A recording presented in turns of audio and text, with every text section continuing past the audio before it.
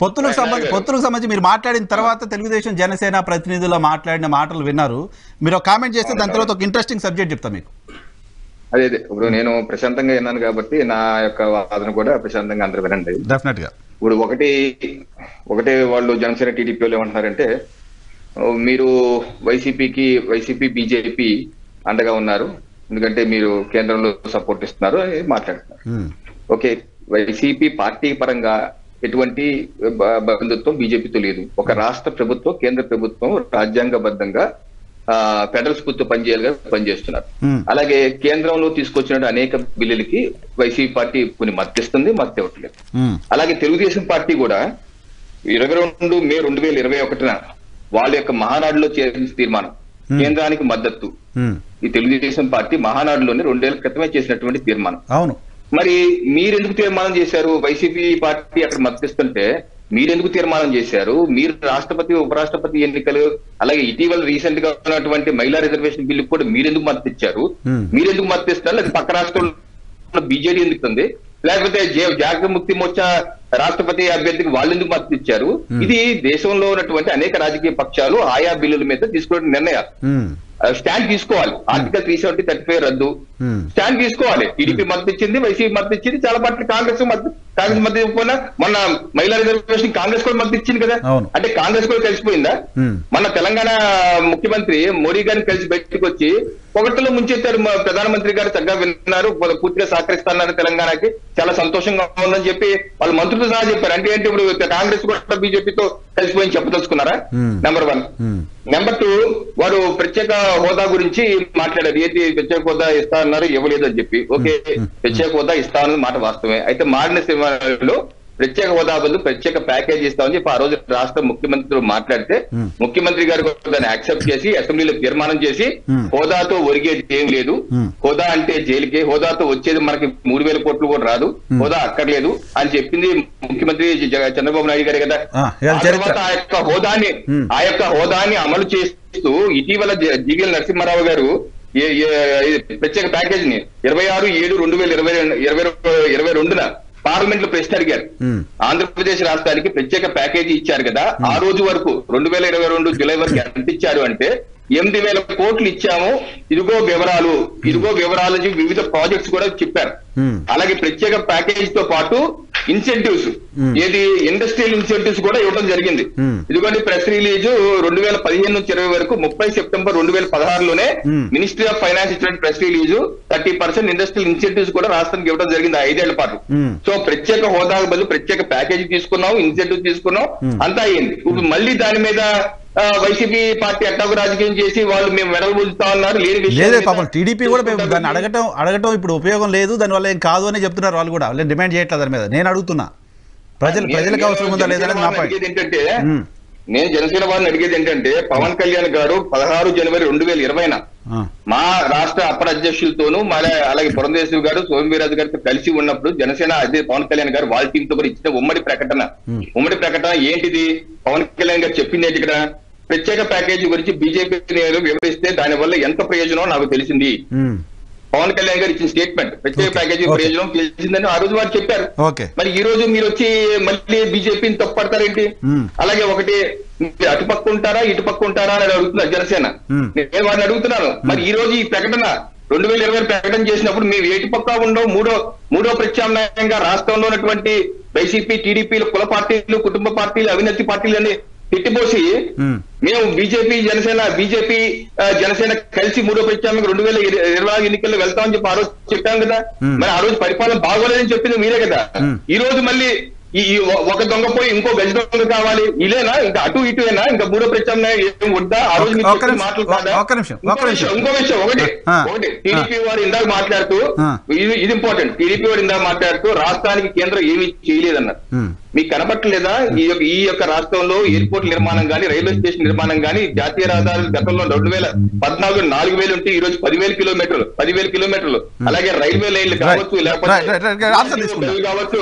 ఇంకోటి 1 మినిట్, ఇంకోటి అసలు తెలుగుదేశం పార్టీ 2019 నుంచి 14-19 ఏం చేశారు?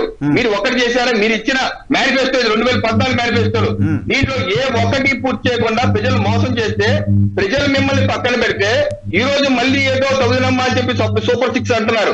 మీ సూపర్ 6 అనేటువంటి జాబ్ క్యాలెండర్ ఈ మేనిఫెస్టోలో ఉన్నాయి. మీరు ఇచ్చినటువంటి అన్ని 2014 మేనిఫెస్టోలు ఉండి ఏమి చేయని వాళ్ళు ఈ రోజు మళ్ళీ చేస్తామని చెప్పుకుంటే వెళ్తే ఎవరు మోసం చేస్తున్నారు? ఎవరు మోసం చేస్తున్నారు? కాదు, రేపు పొద్దున కలిసి పనిచేయాలనుకుంటున్నారు మీరు ఇంత వాళ్ళు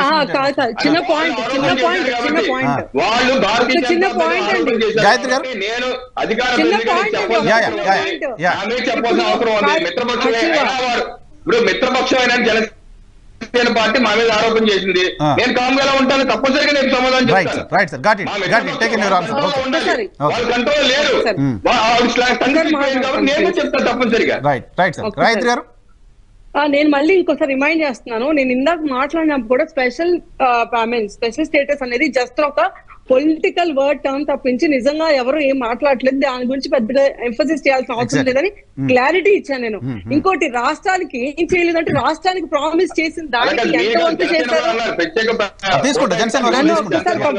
నన్ను ఒకసారి కంప్లీట్ చేయండి. ఇప్పుడు మాటికి చంద్రబాబు నాయుడు ఎంత మేనిఫెస్టో చేశాడు, ఎంత మోసం చేశాడంటే అలా మేనిఫెస్టోల గురించి మాట్లాడాలంటే నేను మాట్లాడతాను. నరేంద్ర మోడీ 2014 రాకముందు ఏం చెప్పారు ఇండియా మొత్తానికి? ప్రతి సామాన్యుడి జేబులోకి ఇన్ని లక్షలు వస్తాయని చెప్పాడు. ఒక్కొక్కరికి స్విస్ బ్యాంక్ లోనే నేను తీసుకొచ్చిస్తాను. ఒక్క నిమిషం ఆగండి. ఎంతో అంతకన్నా ఎక్కువ డబ్బు పైన అందరూ జేబులో చూపించండి సార్ ప్లీజ్.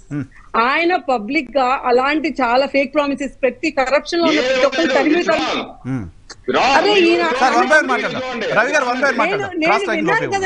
నేను విన్నాను కదా. Let you also listen to me. అట్లా మాట్లాడుకోవాలనుకుంటే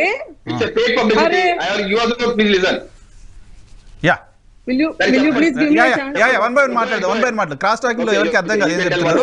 రవి గారు మీరు పాయింట్ రేజ్ చేశారు. ఒక నిమిషం గాయత్రి గారు. నేను ఇప్పుడు కూడా వాళ్ళని ఏం అనట్లేదండి. ఇప్పుడు మనం మేనిఫెస్టోల గురించి మాట్లాడుకోవాలి అనుకుంటే మీది మాది మేనిఫెస్టోలు పెట్టుకొని ఎవరెంత మాట్లాడారు ఏంటి అని చెప్పి డీటెయిల్ గా ఇంకో డిబేట్ పెట్టండి. నేను మాట్లాడతా, నేను తీసుకొస్తా డేటా, మీరు తీసుకురండి అని చెప్తున్నాను. మీ సైడ్ నుంచి కూడా they are many promises which Congress ఇప్పుడు మీకు పార్లమెంట్ లో గలవెత్తి నోరెత్తి ఇది చేయలేదేంటి, అదానికి ఎందుకు ఇచ్చారు, ప్రతి ఎయిర్పోర్ట్ అదానికి ఎందుకు వెళ్ళింది, అదాని గుజరాత్ తోడు కాబట్టి వెళ్ళింది, మోడీకి చుట్టం కాబట్టి వెళ్ళింది అని అందరూ మాట్లాడుతున్నారు. మరి మాట్లాడట్లేదా? ఇప్పుడు అవన్నీ మాట్లాడదాం మనం కూడా కూర్చొని. ఏముంది అంట్లో కబుర్లు చెప్పుకోవడానికి చాలా మాట్లాడుకోవచ్చు. మరి అలాగే చంద్రబాబు నాయుడు గారు ఏం చేశారు, ఏం చేయాలని చెప్పి ప్రతిదీ రాసుకొని కావాలంటే తీసుకోవాలంటే తీసుకొచ్చిస్తాను నేను మీకు. ఎన్ని కంపెనీలు వచ్చినా ఎన్ని కంపెనీ రాలేదు, కియా ఇక్కడ రావడానికి ఆయన ఎంత కష్టపడ్డారు, గుజరాత్ లాక్కెళ్తానికి మోడీ ఎంత కష్టపడ్డారు, ఎంత బీజేపీ వాళ్ళు ఎంత అడ్డుపడ్డారో ఆ రోజు అందరికీ తెలిసింది. అప్పుడు ఆ రోజు ఆ ఫైట్ ఎవరితో అసలు యాక్చువల్ గా మేము వైసీపీ వాళ్ళతో కన్నా బీజేపీ వాళ్ళతో ఎక్కువ ఫైట్ ఎస్టాబ్లిష్ చేయాల్సి వచ్చింది.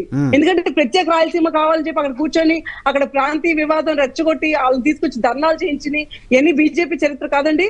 అదే బీజేపీ ఈ రోజు ఎందుకు మాట్లాడలేదు? ఇంత రాష్ట్రం ఇంత అట్టడిగా మునిగిపోతుంటే వైఎస్ జగన్మోహన్ రెడ్డి ఇన్ని చేస్తుంటే అట్రాసిటీస్ ఎందుకు బీజేపీ మాట్లాడలేదు?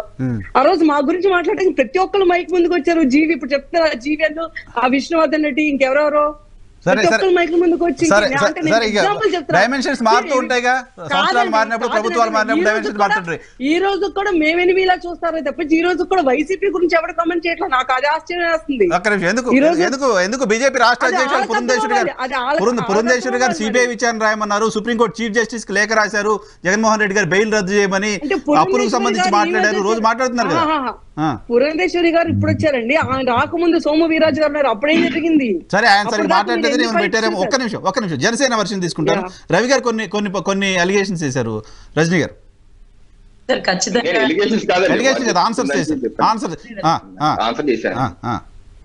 రవి గారు చేసిన ఆన్సర్స్ జస్ట్ నాకు ఇప్పుడే తెలిసినాయండి. స్పెషల్ స్టేటస్ అనే పదానికి స్పెషల్ ప్యాకేజ్ అనే పదాన్ని తెలుసుకొని ఎలా అయితే పవన్ కళ్యాణ్ గారు ఒక రిపోర్ట్ ఇచ్చారో, స్పెషల్ స్టేటస్ కంటే స్పెషల్ ప్యాకేజ్ అనేది జనాలకి రీచ్ అవుతుందని ఇంకోటి.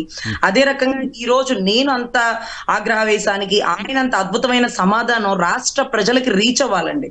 ఏదైతే కూడా అంత తేలిగ్గా నరేంద్ర మోడీ గారు వెనకాలో లేకపోతే అంత ఇదిగా బీజేపీకో సంఘీభావం తెలపడండి. బీజేపీ దగ్గర ఏదో సబ్జెక్ట్ ఉంటే తప్ప అధినాయకుడు మొట్టమొదటిగా నాకు నచ్చిన నాయకుడు ఈ రోజు నరేంద్ర మోడీ గారు అనే స్టేట్మెంట్ ఎవరండి. సో ఖచ్చితంగా ఇటువంటి విలువైన విషయాల్ని ఇలాంటి వాళ్ళు వచ్చి రాష్ట్రంలో చెప్పకుండా, గతంలో సోమవీర్రాజు గారు, కన్నా లక్ష్మీనారాయణ గారు ఉన్నప్పుడు మాకేమీ తెలియదండి.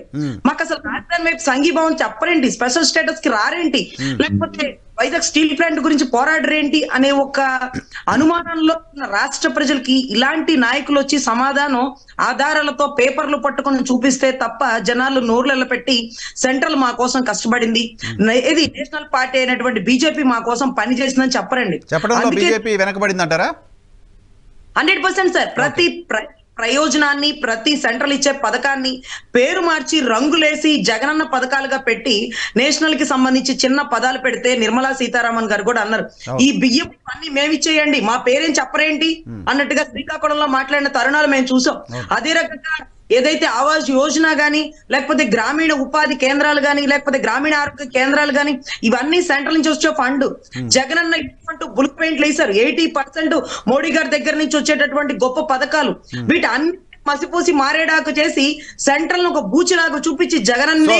ఇప్పుడు కలిసి చెప్పండి, ఏముంది ఇప్పుడు కలిసారు కదా మీరు అందరూ కలిసిపోయి జనాల దగ్గర చెప్పండి. నాకు టైం లేదు, 4 minutes ఉంది. ఒక్కొక్కరికి ఒక్క నిమిషం ఇస్తా. సబ్జెక్ట్ ఏంటంటే ఒకటే నిమిషం ఇస్తా. కొద్దిసేపటి క్రితం కొంతమంది ఫ్రెండ్స్తో మాట్లాడితే విజయవాడలో అమరావతి ప్రాంతంలో మళ్ళీ భూములు కొనుగోలు కోసం వెళ్తున్నారంట జనాలు. హైదరాబాద్ నుంచి చాలా మంది వెళ్ళి అక్కడ రియల్ ఎస్టేట్లో ఇన్వెస్ట్మెంట్ చేసే ప్రయత్నం చేస్తున్నారు, అక్కడ భూములు కొంటున్నారంట, రిజిస్ట్రేషన్స్ పెరుగుతున్నాయంట. హైదరాబాద్ నుంచి చాలా మంది అక్కడికి వెళ్ళి మళ్ళీ ఇన్వెస్ట్ చేస్తున్నారు. ఏంటి అంటే మళ్ళీ ప్రభుత్వం వచ్చేస్తుంది, టీడీపీ ప్రభుత్వం, కాబట్టి అక్కడ భూముల రేట్లు పెరుగుతాయని ముందే వెళ్ళి కొనుక్కుంటాం అని చెప్తున్నారంట. ఎంతవరకు వాస్తవం ఉంది శ్రీనివాసరెడ్డి గారు? వాస్తవం అంటే నాకు కొన్నోళ్ళు అయితే ఇద్దరు ముగ్గురు తెలుసు. ఓకేనండి. ఒక 3 నెలల నుంచి అండి ఒక 12,000 రూపాయల నెల జీతం ఇచ్చి 3,500 మందిని వచ్చేసింది ఒక హైప్ క్రియేట్ చేశారండి. కానీ బాధాకరమైన విషయం ఏంటంటే క్షేత్రస్థాయిలో వీళ్ళకి ఓట్లు వేసే వాళ్ళు ఎవరు లేరు. నేను డైరెక్ట్ ఎక్స్పీరియన్స్, నా ఫ్రెండ్ ఒక అతను అక్కడ కొన్నాడు, ఆ విషయం చెప్తున్నాను. వార్తల్ని హీరోపే ద్వారా వెళ్ళేటటువంటి వార్తలను తీసుకొని ఏదో ఒక రూపాయి మిగిలిద్దని వెళ్ళిన మాట వాస్తవమే. అక్కడ ధరలు పెరుగుతున్న మాట వాస్తవమే. ఆయన పేరేంటి, నా స్నేహితుడు ఒకడు అక్కడ పెట్టుబడి పెట్టి సీనన్న ఇప్పుడు ఏదో కాస్త రేటు కదిలింది అడుగుతున్నారు అని చెప్పిన మాట వాస్తవమే. నేనేమంటున్నానంటే హైప్ అనేది కొంతకాలం పనిచేస్తుంది, రియాలిటీ అనేది లేట్ గా బయటకు వస్తుంది. రియాలిటీ అనేది 24 ఎన్నికల్లో వీళ్ళు చూస్తారు. ఇక్కడ 24 ఎన్నికల్లో 24 ఎన్నికల్లో వైఎస్ఆర్సీపీ ప్రభుత్వం వచ్చినా అమరావతికి ఎలాంటి నష్టం జరగదు. వీళ్ళలాగా గాలిలో మేడలు కట్టడం, గ్రాఫిక్స్ చూపించడం, పిచ్చి పనులు మేమేం చెయ్యం.